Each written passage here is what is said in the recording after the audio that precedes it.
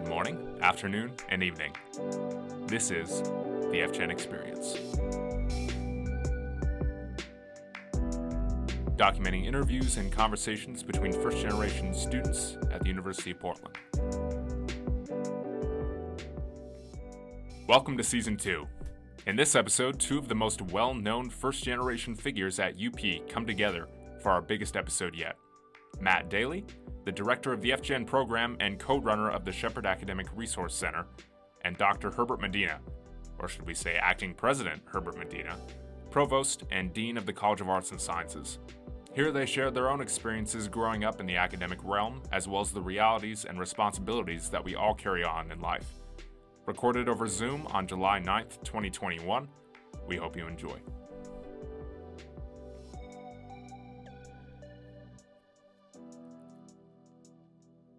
Thank you, John.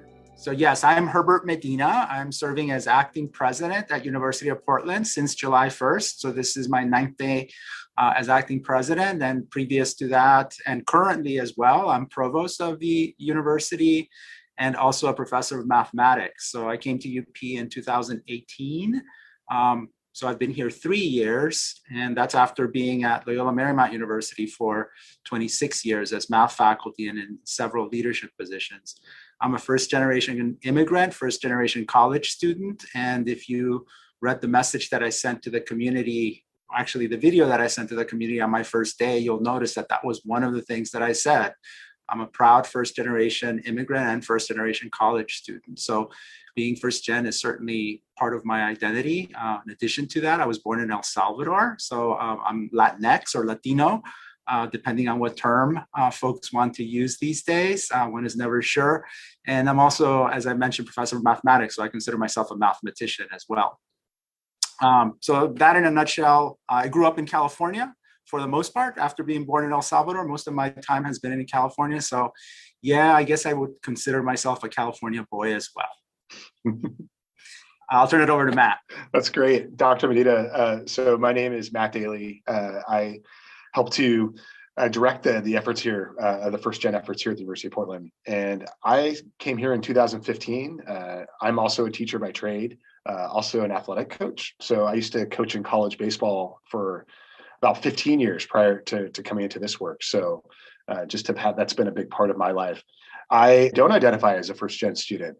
So I think that's been something that's been a real part of my own journey in learning is to come in and really understand that experience and to talk with people and to learn about it. And I know that people that are close to me, my wife, Jenny, is first generation. She is a first generation college graduate. And then my father is a first generation college graduate. So I know that has become something that's been more important to them with this work because I've talked a lot about it with them. So that's been fun. I also am a Californian. I was thinking about that today as I was walking in, that we're both Californians, Dr. Medina. I grew up in Northern California. I know you grew up in Southern California, but I know that was a big part of my experience growing up and thinking about education and valuing education. And so sort of excited to maybe compare notes with you and hear how that was a little bit growing up. Have two brothers, two younger brothers. One of them's moving to Portland here in the next couple of weeks, which will be exciting. And I'm also married, and I have two younger boys. So one big part of my identity is as a father and as a husband too. What part of California did you grow up in, Matt? Yeah, so I grew up right near San Jose. So just outside San Jose in a town called Los Gatos.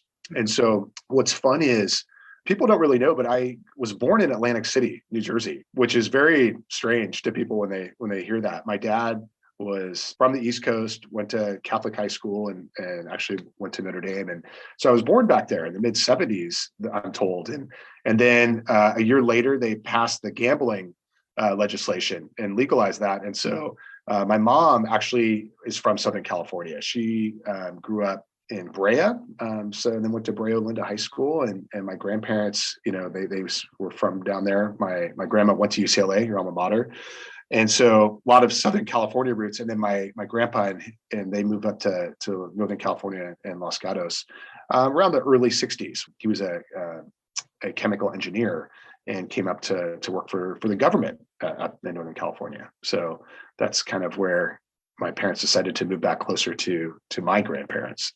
So I consider myself a Californian also, although moment by moment I start to identify with the Northwest style of life. I don't know about yourself, but I like the seasons. Yeah, I feel the same way. Yeah, so You know, I'm trying to wean myself from being a Californian. So I don't miss the smog. I don't miss the smog at all. Right. So how was the transition when you moved up here from Portland to? Did you know much about Portland or even California? It was tough for me. Yeah. Yeah, I've been to Portland a couple of times for conferences, so it was very new for me. I really enjoyed it right away. Just the pace of life, the size of the city is a lot more manageable than Los Angeles. So I felt right at home from the moment I got here. And similar to what's about to happen to you, my brother, sister-in-law, and niece moved up here a couple of years after I moved up here. So now I have family up here. They live a couple of miles, actually a mile from where I live. So it's great to have family in the area. And the Oregonians don't like it, but there are a lot of Californians moving up here. So it's wonderful. The Pacific Northwest is. So I think it's going to continue to attract a lot of people from all over the country, and California certainly being part of that. Sure. No, I love that. I was curious about your perspective on this, if you're open to talking about it. But I love how you're very open about you grew up in El Salvador and then immigrated to the United States and Los Angeles. And I was just kind of curious what that experience was like growing up in Los Angeles and what your family was like, and what maybe your education experience was like growing up in Southern California. Yeah, so I grew up when we moved from El Salvador to LA. We were in a very heavily immigrant neighborhood in basically just west of downtown. So the schools were crowded. A lot of first generation immigrant students. So it was a challenge. Learning English was not. When I was 8 years old, you're able to learn a new language relatively soon. But it really helped that my parents were elementary school teachers in El Salvador. So the way that educational systems work throughout Latin America, at least they did back then, you didn't really need an undergraduate degree of any type to be an elementary school teacher. My mom went to a very basic training school and to become an elementary school teacher as a teenager. And then my father went to, they called them normal schools. So similar to a British type system where you went for a couple of years and then that gave you a license to teach at an elementary school. So they always valued education. And I think that was crucial in my upbringing, because perhaps not everybody in my class was as much into education as I was. And my parents always made sure that we were paying attention to our classes, making sure that we were getting our homework done, making sure that we were being diligent. That continues to today. I still have that importance towards education. I mean, you've heard me talk to first generation college students before, and really education is the ticket to just about to do anything you want to do. And it's certainly, whenever I talk to folks from lower socioeconomic backgrounds or to first generation immigrants, I always stress the education piece. The education is your ticket. It's your ticket to wherever you want to go. Where you want to go, you decide, and education really gives you that opportunity. So I was a decent student. I wasn't a great student by any means. I did okay. And I got better as I went along, which I think is also something that's quite common with first generation college students. I would say in general, and I don't have any data on this, but I'd say that first generation college students don't peak until a little bit later. So you really see them evolving and getting better and better with time. So, and that was certainly the case with me. I was okay in junior high. I got better in high school. And then by the time I got to college, I was an even better student. So the more education I got, the better I got at education, and I was able to continue improving. So that's one message to students out there. You may not be the best in the class right now, but just keep working at it. It could be the case that by the time you're a senior in college, you're the one that's setting the curve in that class. You're the one that's getting the best grades in the class. And I would say that happens on a regular basis with a lot of first generation college students. Again, that certainly was the case with me.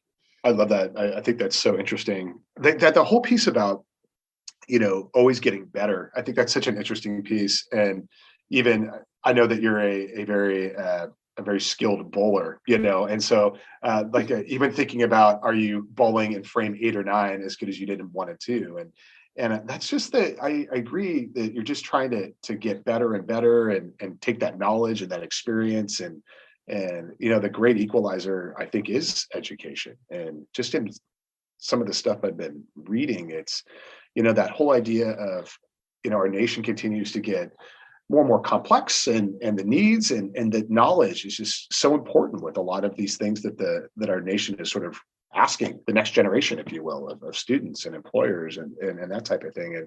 And so just having this idea of learning and knowledge and skills, it just seems like it's important now more than ever, for everybody. Yeah, and I mean, we can even just think about what happened just this past year and a half with the pandemic.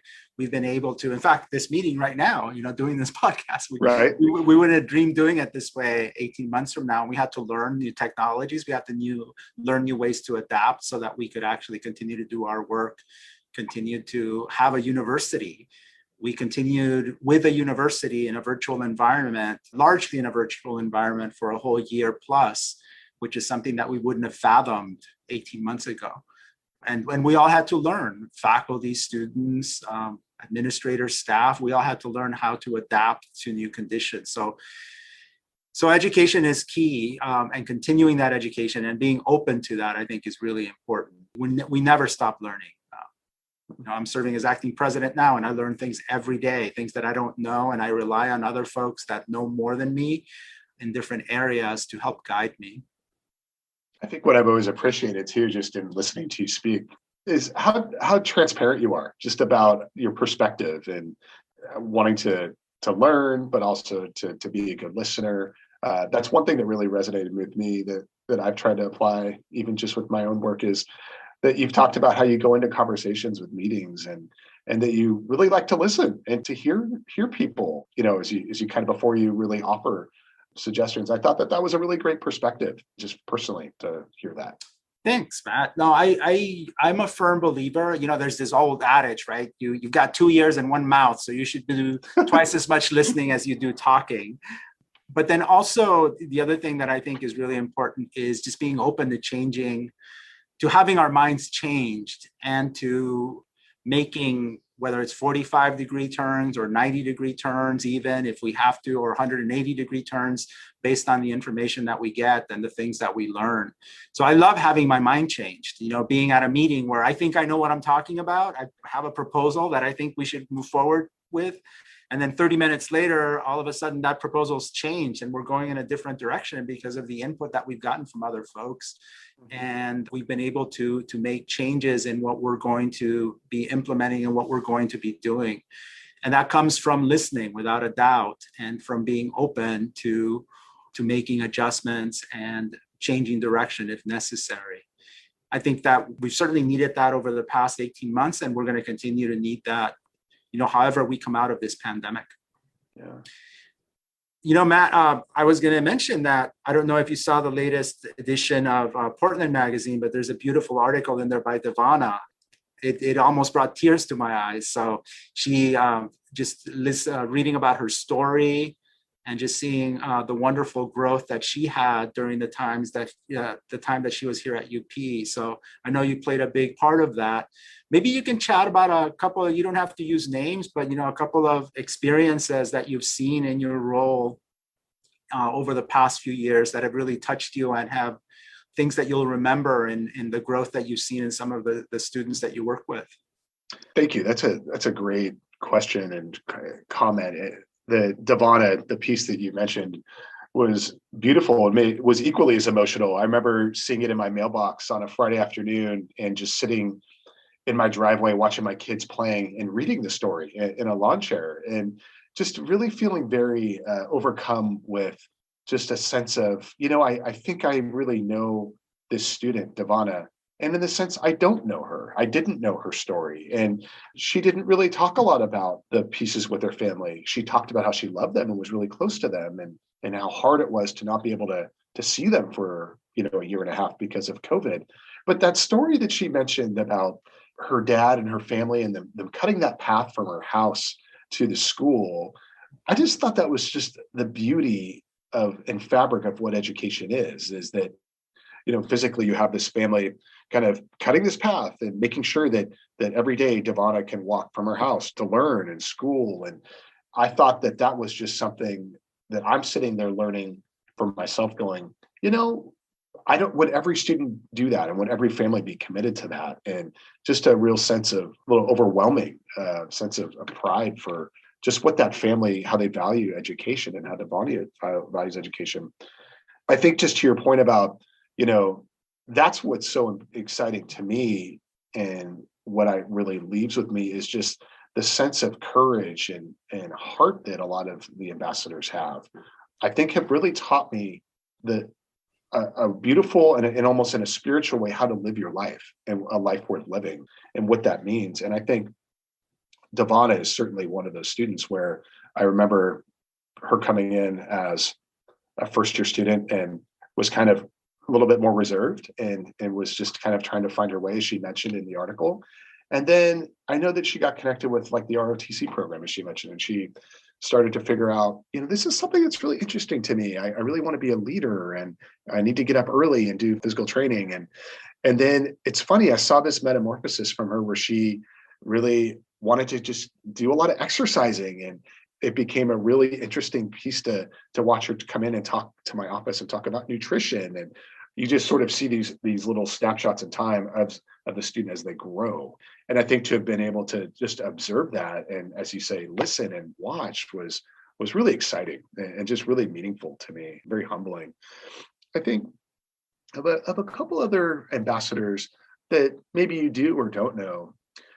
I think what's amazing to me are just the stories that people share about just what it's taken for them to come to UP. I think we sometimes forget that there's so much importance in personal story. And a student will say, just difficulties that their parents have had, personal challenges. There was a story of a student this during the pandemic where dad wasn't around. And so she had to really be the caregiver from the family and her siblings. And then at one point she had to take on work so that her family was able to make ends meet. So she was working 40 hours a week and going to UP full-time virtually and trying to care for her siblings. And just as I heard her sort of describe that and as she endured, day to day, I just don't, I wonder if I would have been able to do that in her shoes. And I think that these stories are just so important to share because we can all, celebrate them and learn from them and really understand that these are the threads and the fabrics of what UP is with the first gen students. And I think that we need to really honor that and create some space for that. Yeah, absolutely. And what is it nationwide now? It's somewhere between 25-30% of college students are first gen students, which is a large percentage, and it's fantastic. It is. I love that you're asking data questions. I'm writing my dissertation, and so I've been looking at all this data for that, and it's about 33%. That's the current. So the thing that's so interesting to me is, we're at about 33%, and what I'm reading is that more students, all students, underrepresented or otherwise, are going to college now than at any other time, which is fantastic, and it's up even now than what it was 10 or 15 years ago. And then even they think in the next 10 years it's going to jump another 10%. So they're going to continue, maybe some ebbs and flows, but continue to grow in terms of the students that want to go to college. The tricky thing is that what's staying the same is the students that are still earning their degree within that. So even though we have a greater number of students that are going to college, the students that are persisting, if you will, and earning their degree is still staying rather flat, and in some cases decreasing. I think even for certain populations is decreasing. So it's funny, you have this inverse, people where more are going, but then we're not really making headway with students staying in school. And so that's hard for me. I'm trying to, there's a lot of different layers. It's a complex situation about why students might be leaving college or not, or, continuing to earn their degree. But I think in terms of first gen students, I want them to be able to find ways to be able to persist and to stay in college, wherever college might be. Mm-hmm. Agreed. I'll ask this of you, Matt. What are some of the accomplishments? What are some of the top few hit parades in Matt Daly's life, in whichever way you want to slice that, or whichever, whatever you want to talk about in terms of what accomplishment means for you, because an accomplishment can be very different from person to person. Absolutely. As long as you let me turn and ask you the same, because Sure. I'm curious to answer anything. And this is sort of a 30,000-foot view. I think the greatest thing that I've been able to accomplish is to be a father of two boys. I think in looking back on that, I think even as a young boy and even as a young adult, that was always a dream of mine, is that I could maybe be a father and be blessed with that opportunity. And to have two boys has just been one of my greatest accomplishments, just to be able to have that part of my life. I think it's brought a great deal of humility to me. And I think it's a nice paradigm to, instead of thinking of yourself, you think of a group and others. And I think just having the two boys and being able to have my wife, Jenny, and just to have that part of my life has been one of the greatest things that I guess you could call it an accomplishment, because I think accomplishing the fact that Jenny said yes to marry me was a good accomplishment. So she would laugh at that. It does take some convincing, right? But that's been just fantastic. And I think, certainly here at UP, being able to be just one of the stakeholders in building this community has been exciting, and seeing it grow. That's been just a real fantastic thing professionally, just to watch and to see students, it being a meaningful part of their experience at UP. That's exciting to me.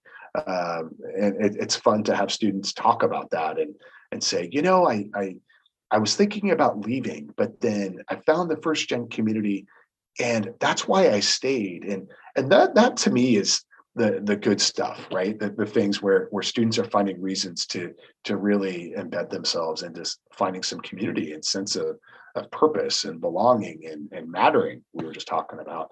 So to me, that the fact that my real hope is that first gen, long after I'm not around or what have you, that it's still a strong part of the community fabric here at UP. And that's something I hope is, part of my accomplishments. Trying to think if there's other accomplishments that have just been a real important thing to me. I think just being able to, have the opportunity to go to college was something I don't take for granted, maybe in a way that I did at the moment, and so that's something that I've really accomplished a lot, or really am proud of. I think honestly too, Dr. Medina, like the last year and a half has been hard. It's been really hard professionally. It's been really hard personally. It's been really hard to be a dad, a husband, a grad student full-time, and then professional. And I like to joke with people that, even that first spring, a lot of what my day looked like when my two boys were doing distance learning. And so I would be giving a second grade spelling test for half an hour. And then I would go into a Zoom meeting with a first gen student that was struggling.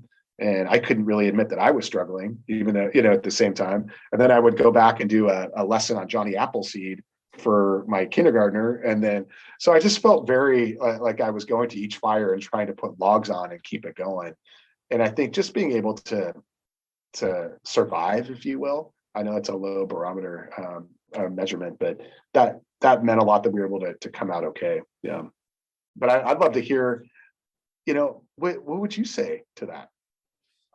I think I would say something similar. I don't have kids myself, Matt, but I think that the greatest accomplishments that I'm very proud of is seeing some of the successes of students that I've had in class, or students whom I've worked with to make it through college.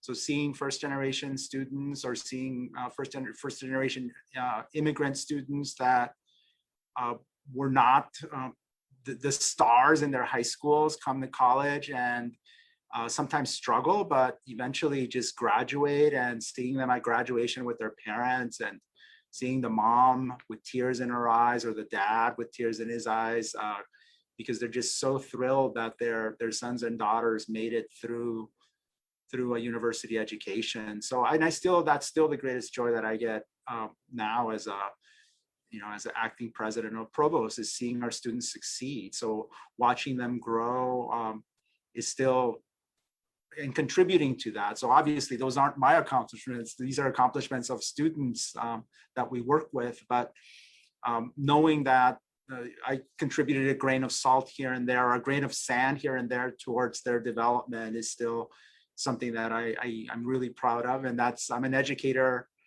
at heart. That's why I went into being a mathematics professor, and that's why I went into university leadership, is just to continue being an educator. So I still thrive, and those are my greatest accomplishments, is seeing our students succeed, and knowing that, again, I contributed a little bit towards that success in one way or another.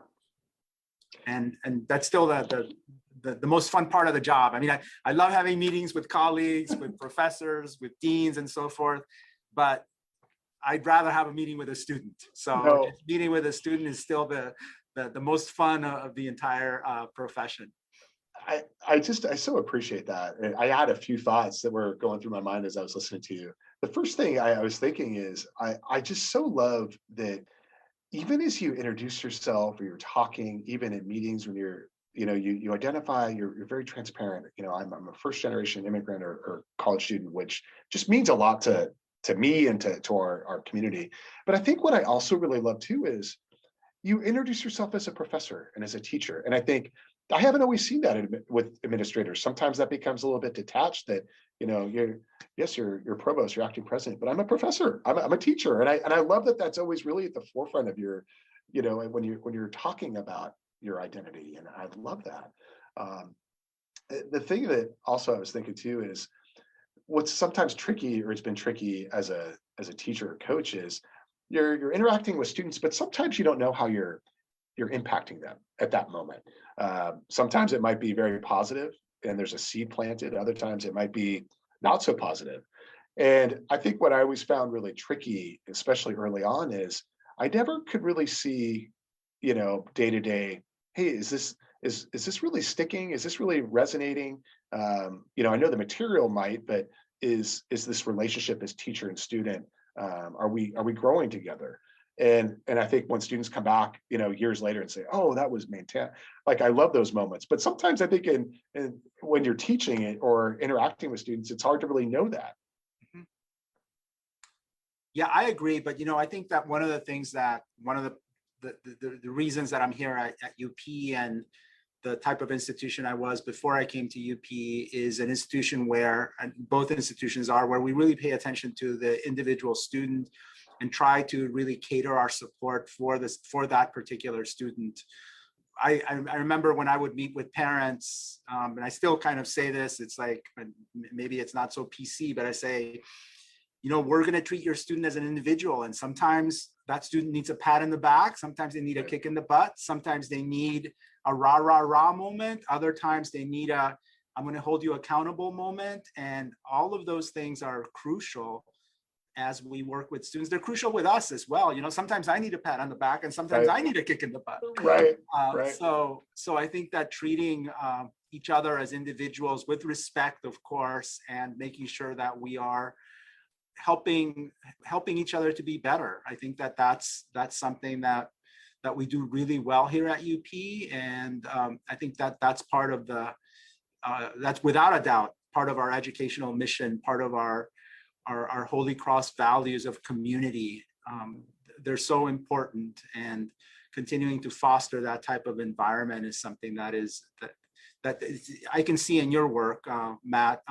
Whenever I see interactions, you interact with students, it's just such a joy to see how you're treating each one of them as individuals, and with respect. And I imagine that you have the same experience. Sometimes you need to pat a student in the back, and sometimes you need something a little bit different. So those are very kind words. And sometimes I need a pat on the back. Sometimes I need a kick. Yeah. Doesn't have to be from you, Dr. Medina. I know that you got, like I was joking, plenty of things going on. And the other thing I just was going to say is, I don't think sometimes the students, I find this so interesting, that they don't see themselves not so much as having value, but that the value that they have with adults, and faculty members and staff members. And I constantly joke that, like you were saying, I'd much rather talk with students. And I think there's sort of this dismissive piece that, oh, well, Dr. Medina really wouldn't want to talk to me, and he needs to go work on the budgets. And I have to sort of say, no, those are the joys of the day and all that. So I love that I think that's why we as a community are so excited just for your leadership as a provost and now as an acting president, because you're very accessible, you're very personable in a way that I feel that when you're in certain meetings or representing the university, I know that you're a human being, and sometimes I haven't really felt that way at other institutions, and so that means a lot because it motivates us as people, as administrators, as students, that okay, well, we can do this, like there's some hope, and I appreciate that. So I was going to ask you just one thing, so you were thinking went to UCLA undergrad, is that right? And Yeah. And I just was kind of curious, so you're a first gen student, that summer leading up to, your first year in college, and then even when you got there, first quarter, I think there was quarters at that time. Mhm. What was that experience like as a first gen student? And was that something you were really mindful of, or did you go and try and connect with resources or faculty, or, I just was kind of curious what that transition was like for you a little bit. Yeah, no, it was tough. I struggled. I mean, I really thought that if you made it to college, you were supposed to just do it all on your own. So I didn't ask for help. I didn't go to office hours. I wasn't a very good first year student. I thought that, I didn't even think that you needed to study for exams. It's like, if you know the material, you know it.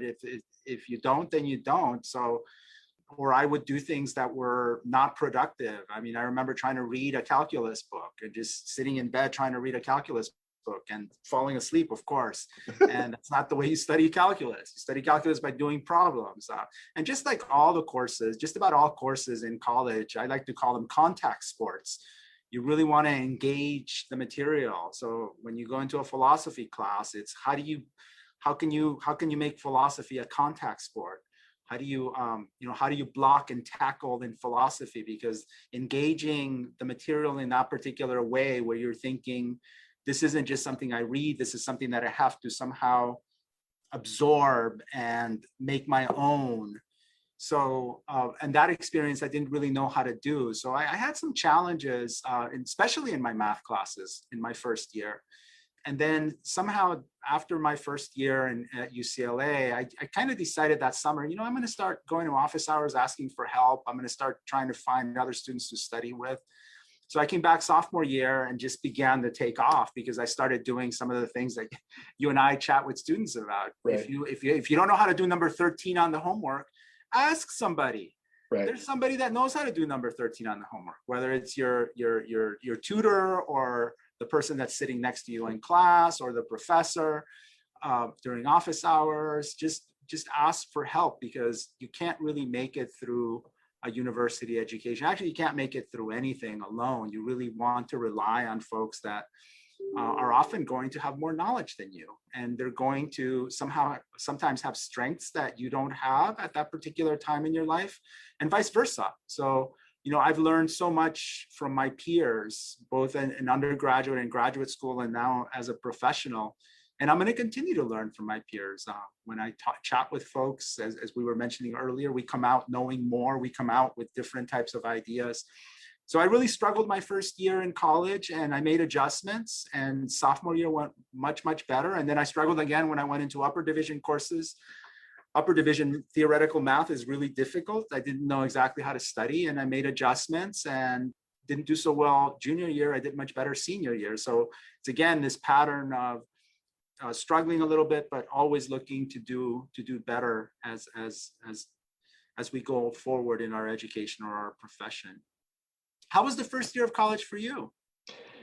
It was hard. It was really hard. I was actually just across the city at Lewis and Clark, and I really struggled. I think that there was a lot of things that I was struggling with.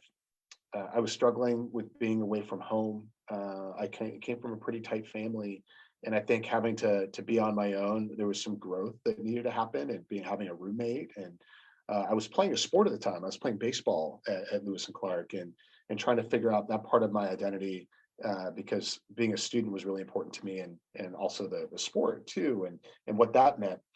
But I really felt confused, and I think that was something that I try and go back to, that first year self of mine a little bit sometimes in the work I do with first year students. And a lot of times I just want to say, gosh, I had that same experience, or I know what it feels like to be in class and taking notes, but not sure if you're writing the right stuff down, or should I be writing all of it down? And one experience I had that I'll go ahead and make myself vulnerable to a wonderful mathematician, is that I really struggled in calculus. In fact, I flunked calculus and had to drop the class because I couldn't figure it out. I didn't have the foundational knowledge to do it. And that was devastating, because I had been a good student, and to sort of be told that you're failing at something, I took it a little bit more personal and thinking, well, maybe I'm just a failure, instead of failing. And that was hard.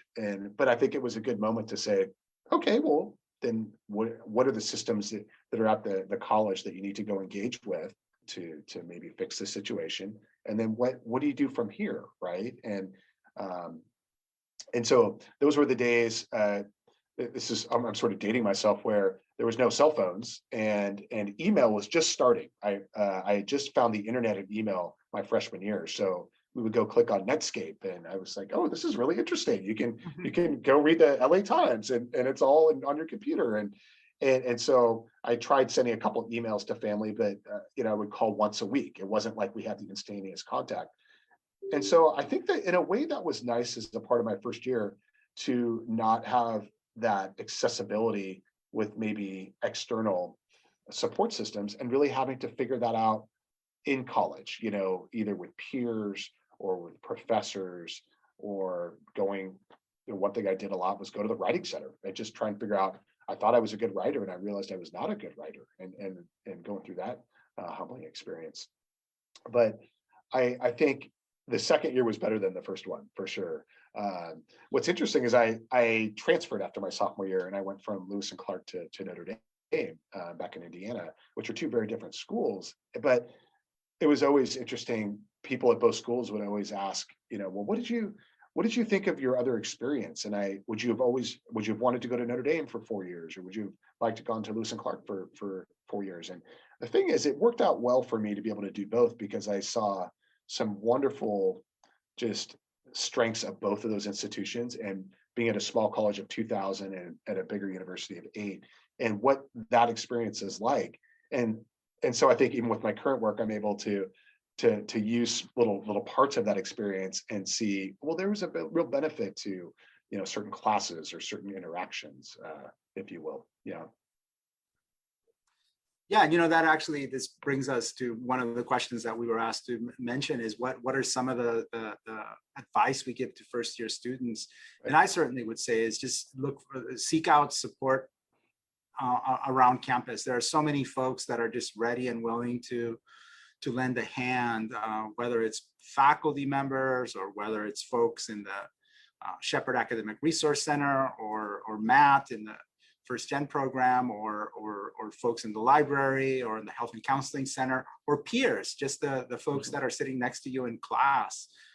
College is really done better in a group with support systems. Right. And as I was mentioning earlier, you end up learning a lot more from from your peers. So just making sure that you have a good, I like to call it an academic posse. Yes. So you have a group of students, and it doesn't have to be just students, but you have a little posse that's helping you along through college. It ends up being crucial in terms of support, and then also beneficial to your peers, because you end up playing a role that you're influencing your friends and your peers in ways that you yourself don't realize. And again, sometimes your peers need a pat in the back, or sometimes you need to be held accountable, and so forth. So all of that is just it's part of the community, the college experience. So making sure that you find that academic posse I think is, and it's going to look different for different students. Some students are going to need a posse of 5, others are going to need maybe a posse of only 2 or 3. But finding what that academic posse is for you is going to really help you be more successful in the college experience. What about you, Matt? I love that, the posse idea. I sort of have this Western theme of cowboy hats and lassos, and all that. Maybe we can get some purple cowboy hats out here, or black first gen hats. But it's kind of tricky, Dr. Medina, because like I'll talk to students, first gen students in their first semester or year, and the one framework that's really a little bit difficult is a lot of them have shared that I've done a lot of this on my own, so I was the one that filled out the FAFSA, or I was the one that really kind of called and asked these questions. And so I don't know why I need to behave any differently now that I'm in college, given that I've behaved that way the last several years to get myself here. So I think that's a really interesting trick, because I think having to really coach students to say it's okay to ask for help. And in fact, like you mentioned, UP is such a communal experience where people are opening doors for you, literally, and you have faculty and staff that just are reaching out, trying to help. And so I think just being able to ask for help when it's offered is so important, because I think a lot of times we get dismissive and say, I don't need it, or I'm okay. And then sometimes it becomes a situation where you really do need it. And then it can be a bigger situation, So I think that's sort of an interesting thing. I love your idea about, the posse and the contact sports. I think that, or having contact classes. I love that. And I think the interesting thing too about first years and even coming in is that there's sort of been this paradigm where, we really keep saying, well, the student needs to, do this. You need to really advocate for yourself. You need to really go to office hours, and student needs to do this, and this. And I think sometimes a first gen one student said, well, gosh, Matt, you're answering questions that I didn't even know I was supposed to ask, or that I didn't know that I had. And I think that's true. There's a lot of questions that they don't know, that students don't know to ask that are first generation. And I think that part of it is sort of turning that framework into, instead of asking students, well, I still want to put the onus on the student, I think as an institution and as a community that we need to really drive that process and say, okay, like we're gonna reach out to you, we're gonna let you know this information, we're gonna really make you aware of what these systems are so that you can ask for help. So it's sort of, I think, really trying to drive that as an institution too is important in having that framework. So I think just the first year, really knowing that it's a transition, but also I love the idea that we're coming back from a lot of distance learning and computer learning, and really valuing that idea of being in a classroom for the most part, and feeding off of the energy that maybe a peer is asking a question or a faculty member is asking a question. And then that sparks a question that I have, and really maybe, if you will, falling in love again with learning, I think will be fun and something to be mindful of the first year. Yeah. Yeah, agreed. There's so much, the old adage, we don't know what we don't know. Right. And trying to figure some of that out. Some sociologists call it in terms of, they term it in terms of cultural capital. Right.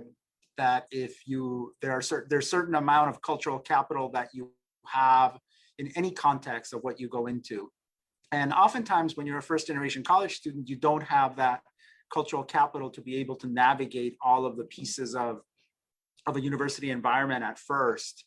So that's why I think it's so important to make sure that we're asking questions, reaching out, asking peers, how did you do that? Or how did you get, right. I need to go to the registrar. Where is the registrar? Or how did you get that form? I need to drop this class. How did you do that? So learning some of that is so valuable as our students develop, first year students, second year students, et cetera. And that happens. I mean, that's going to continue throughout our entire lives. That's happening to me now. I've been acting president for 9 days. There's so much that I don't know. So I'm asking lots of questions. And why do we do it this way? And where do I find this information? Who can I talk to about this? And so there are a lot of things that we continue to learn in our profession, in our lives. And I think sometimes there's this big misnomer that well, once I graduate from college, I'm kind of done with my learning, and I think that we're lifelong learners, and we're still reading books, and we're still listening to things, and I think I sort of didn't really understand that, and to the degree that I think is important as an adult being a learner. I also think too, you were mentioning the idea of I'm trying to think of the best way to put it, but just coming into like having that cultural wealth and the cultural capital. Sometimes I think we're guilty at institutions of, using acronyms. Like I think like we used a lot of there's a webinar on this a year ago at FGEN about jargon, how we use a lot of buzzwords in higher ed, and sometimes that could be exclusive. And so I think that's one thing where I've had to really look in the mirror and go, well, when I say SARC, do people know what I'm talking about? Or, do they kind of look at me a little bit curiously going, I don't really know what that is. And so I think that that's something in higher ed that we forget, that, oh, well, people may not know that. Right. Yeah. Or even FAFSA, right? Right. Yeah. FAFSA. Oh yeah. Well, what's a FAFSA? So just, there is a lot of jargon that we have in higher ed, and that if you're not familiar with it, it takes a while to learn, and there's nothing wrong with it taking a while to learn and figuring out what it all means. And we never figure out what it all means, but just being a little bit more familiar with things. I love that. One thing I was looking here at the questions, it's sort of a couple of combination of two, but I know you've talked a little bit about being first generation and how that experience, you're first gen student and then first generation graduate. And you've also, I've heard you speak a couple of times, and I've loved this, how, well, I'm first generation, I'm a dean, but I'm also still a first generation now dean or provost and now acting president. And is that true? Because I think that sometimes people feel that once you graduate, it sort of ends. And I, it sounds like that's something that there's some lifelong sense of that with the identity. I think so. I think that we have our identities that we're born with and that we navigate life with. And of course, they're not going to stay constant, and they change. But there are still things that I think, well, I carry. I mean, I've talked about imposter syndrome before. Right. I've talked about not feeling completely confident in myself in lots of different situations.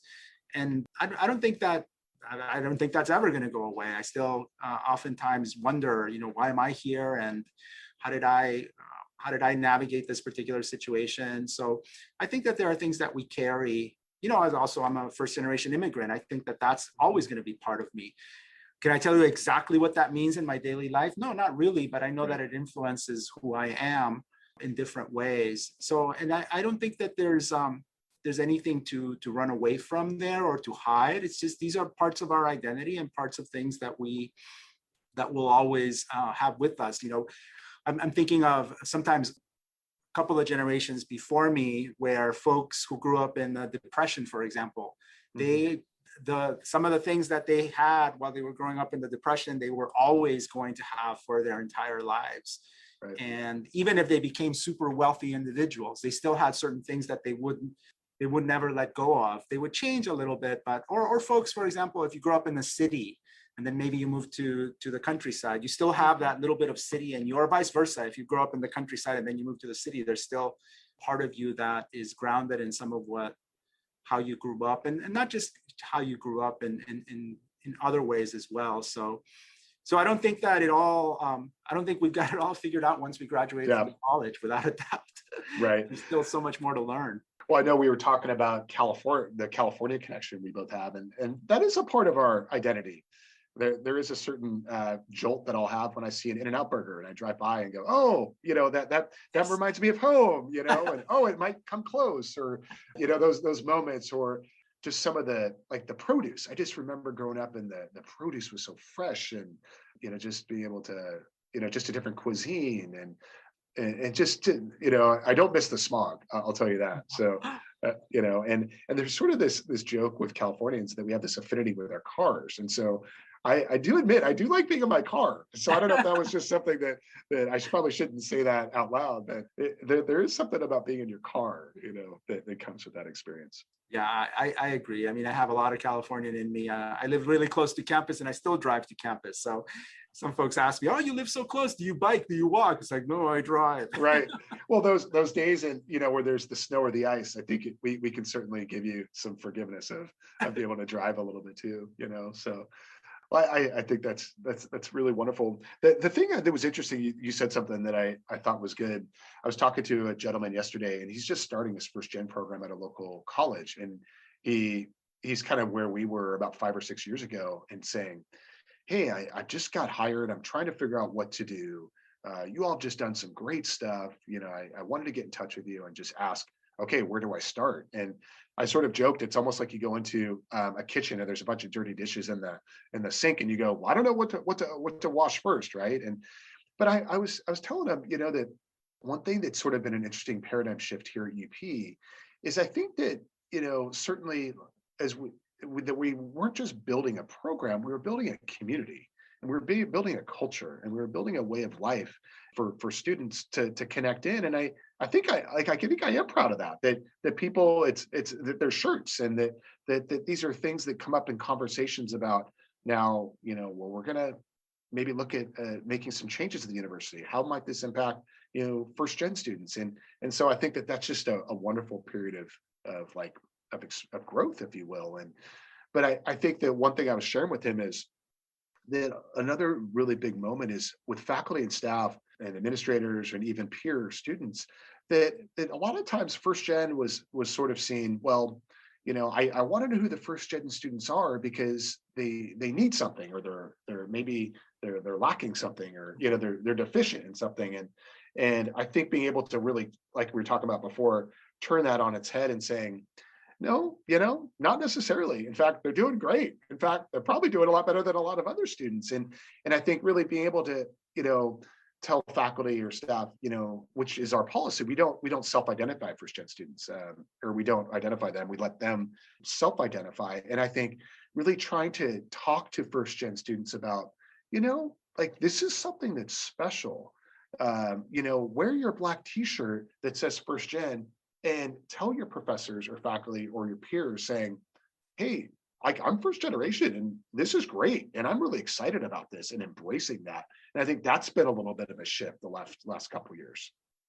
Yeah, I agree. And I think, that shift has certainly happened here at UP, where maybe a few years ago, and I'm not saying this was the case here at UP, but I think in higher ed a couple of decades ago, first generation students were kind of seen as perhaps a liability. They were going to do more work and so forth.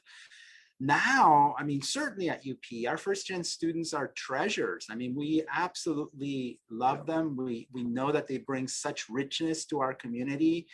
And a lot of times they have ways of figuring things out that are very innovative, hardworking. So I agree. I think that we have a really great positive attitude about our first gen community here on campus. We're so proud of all of our first gen students, and folks who are faculty and professors here, they themselves are proud. I'm a first generation college graduate, and with a lot of pride. I mean, I certainly have a lot of pride in it. And so I think that we have really done a great paradigm shift, and now we really we certainly value, we treasure, we champion.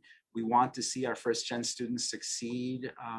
We want to help them succeed. And so it's really exciting, I think, that the way that we think about first gen students here on campus. And I think you've played a big role in that, Matt. Seriously, I think you really have. That's kind of you, Dr. Medina. I think the students have created their community for themselves. And they, I think, given the chance to feel empowered, have risen and exceeded what the community could be. And I think it's a testament to them. It's a testament to their skills, their gifts. And I think what's fantastic is to now have a president, an acting president, that sees that and acknowledges that. Because I think, quite frankly, some people might understand that this is not true on every campus, that not every campus supports first generation students or acknowledges them, or champions that. And so we're in a really unique situation where we have someone such as yourself that said, we value this, and this is adding to our community. When you were just sort of describing the attributes of first generation students and how you felt, I literally just got goosebumps because it's you don't hear that all the time from somebody, and I think that these students, to hear that acknowledged is such a special moment.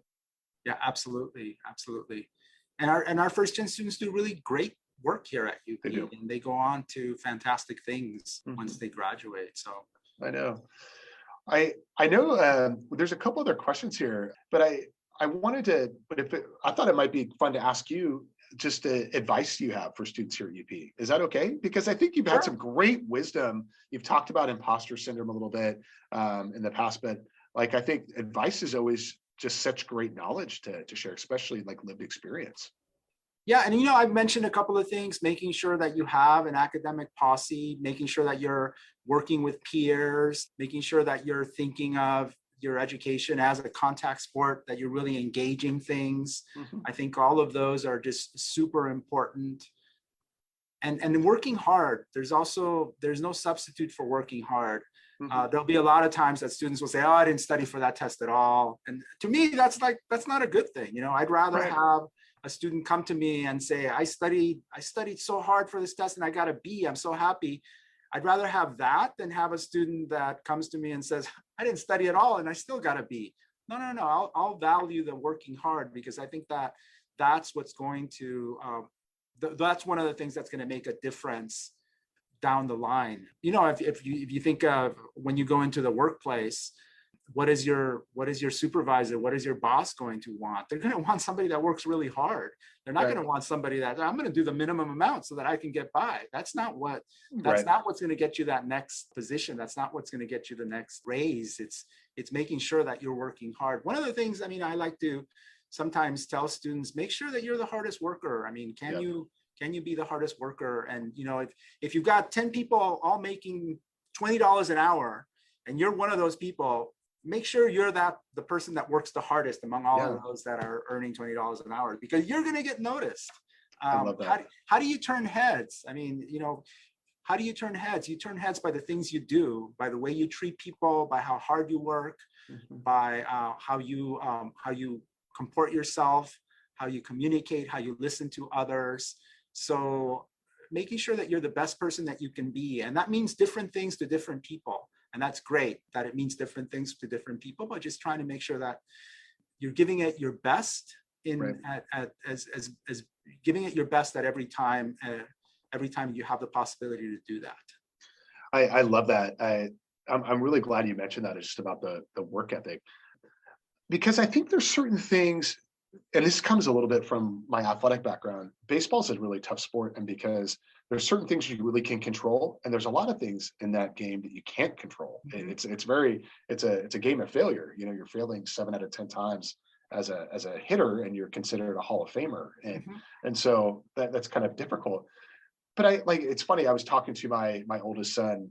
He played Little League this spring, and he was a catcher, and he was really struggling trying to figure out, okay, what do I need to do to be a good catcher?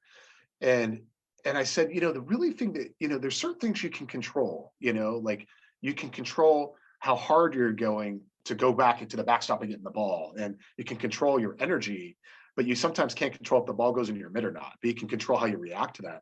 And not trying to get too deep, but I think it's interesting that you were saying that, because as a parent, I'm trying to share that with my own children, in the sense that, energy and working hard is something you can control. Maybe not the result, but I think that knowing that you're sort of in control of that as an individual is sometimes easy and sometimes hard to sort of put in perspective, so I appreciate that.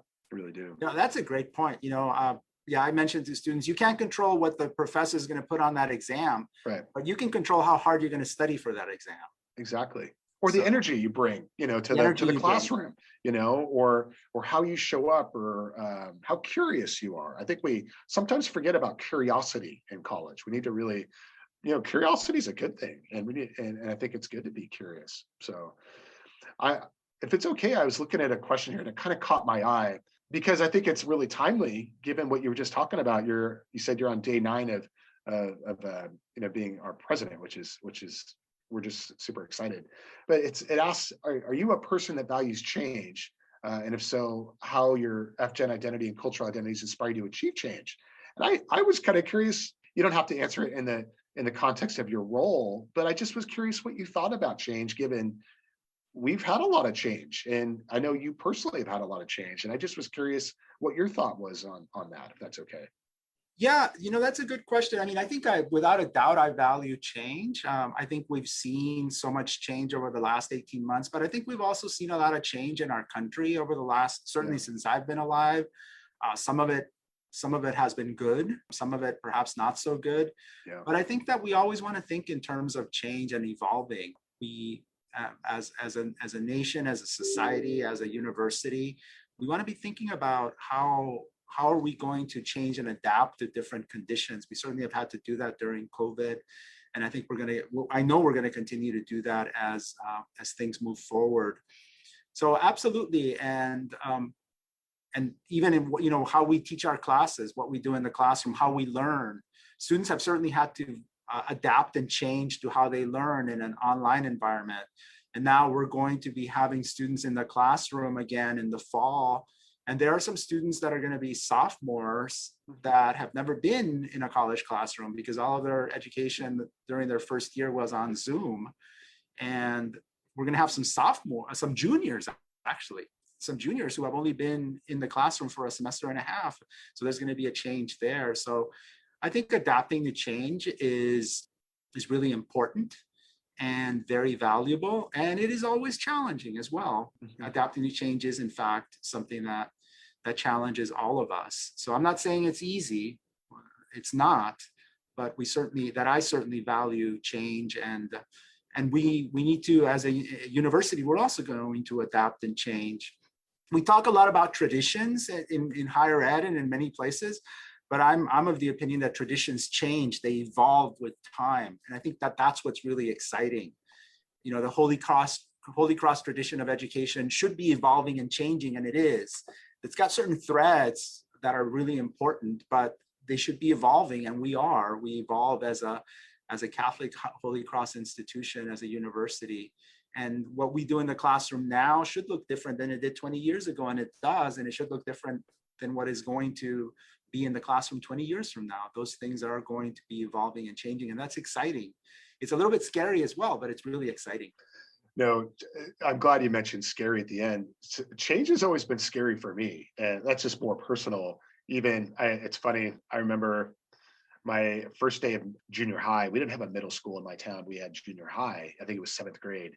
And I came home after my first day because I had been in a self-contained classroom, and I came home and I immediately told my mom, I'm not going back. Like, this is too hard. I'm too different. It's too much change. I'm going to different classes, and it was a little dramatic, more so than necessary. But I think change is good, and I think it keeps us on our toes and it keeps us fresh. And I just appreciated that you mentioned the part about the sophomores and juniors in this, because it's going to be a really interesting moment for us as a campus community in the coming months.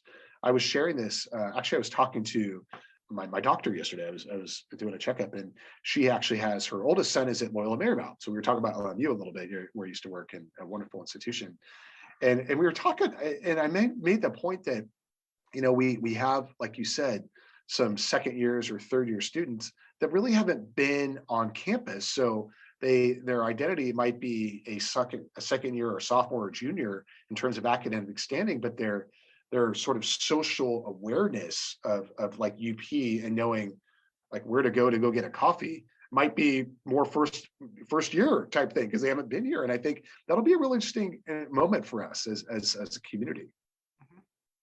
Yeah, absolutely. And it's not going to be the same as fall 2019. I think sometimes we think, we're going back to how it was. No, it's going to be something different. It's going to be post-pandemic type of in-person, post-pandemic reality, which is something that nobody has lived. We've never had a post-pandemic semester. This is going to be the first, just like we never had a pandemic semester. But it is a little bit scary, without a doubt. And it's okay to acknowledge. I mean, I think it's really important, actually, to acknowledge the nervousness and some of the uncertainty that we have as we move forward. And we don't have all the answers. I think that's that's certainly one of the things that we've seen during the past 18 months is that we thought we had the answer. No, we didn't. We've had to make adjustments, and we've had to move forward as best as we can. And that's going to continue. Maybe one thing I was just thinking, we need to figure out a math equation for the last 18 months. You know, it would be a lot of no solution or undefined, and Right. a lot of different ways, and that maybe we'll make that our running joke. But yeah. Well, Matt, it's been great chatting with you. I think we probably want to wrap up. Sounds great.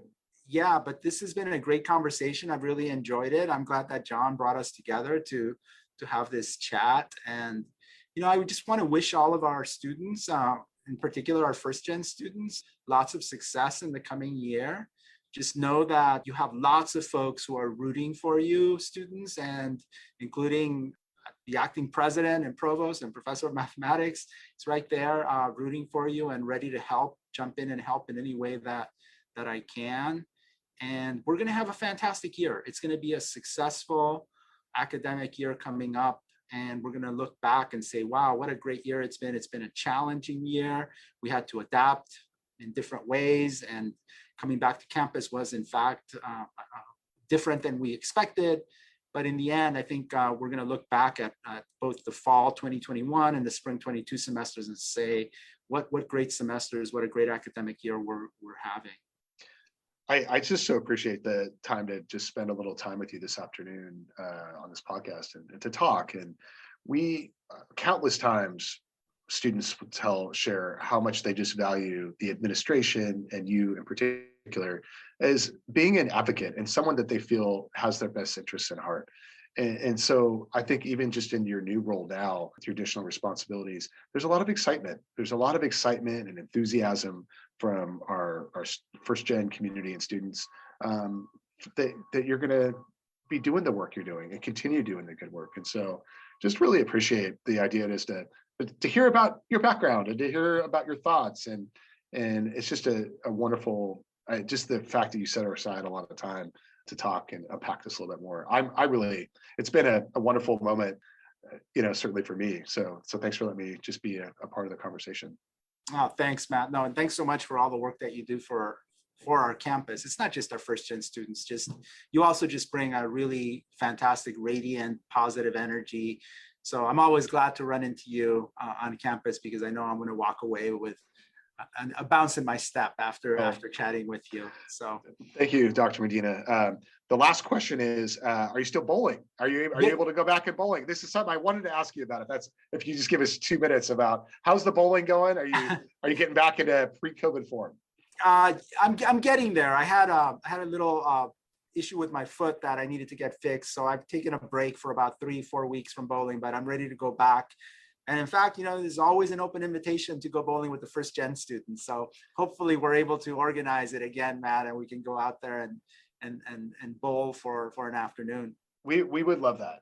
I shared that with a couple of, even with Rosie, the other coordinator, and she said, I didn't know Dr. Medina bowled. And I said, oh yes, don't bet against Dr. Medina in bowling. He's really good. So we've gone twice, right, with the first gen. We have. Yeah. I know that things are going to get a little bit more busy for you, but maybe if we plan it far ahead, we could go roll the ball a little bit. No, I will make room in my calendar to go bowling with the first gen students. Okay. Absolutely. That's one of the highlights of the year for me. So I'm already looking forward to it. That sounds fantastic. So, well, I get we can start your weekend and our afternoon. But thanks, John, for bringing us together. I don't know if you're still there. Yeah, thank you guys both so much for coming on the podcast and talking. It was really nice and just interesting hearing your stories. It was nice hearing a conversation between you two, just hearing of the different questions you had for each other. It's something I'm going to not forget for a long time. It was just a really valuable. So I just appreciate. I don't get a chance to really sit down with you and just really talk about some of these things. So thanks, Dr. Medina. I just appreciate you creating some space for it. Thanks to you both for allowing me to have a conversation. It's a great way for me to end the week. And I'll walk into my weekend with a bounce in my step. Me too. So be safe and well. And thanks, John. All right. Thanks, John. Thanks, Matt. Take care. Thanks, Dr. Medina. Thank you so much. Have a great weekend. Thank you for listening. If you're a first-generation student, staff, or faculty member at the University of Portland who is interested in speaking on this podcast, particularly with a friend, classmate, or mentor of yours who is also first-gen, don't hesitate to reach out to John or me to schedule a time and place to record. Our emails are hartj22@up.edu and hilker22@up.edu. Support for this podcast comes from the Public Research Fellows Program and the First Generation Program of UP's Shepherd Academic Resource Center. The FGEN experience at the University of Portland was created by Melanie Moavai, editing and sound by Jonathan Hart and Norman Hilker, funding provided by the Public Research Fellows Program.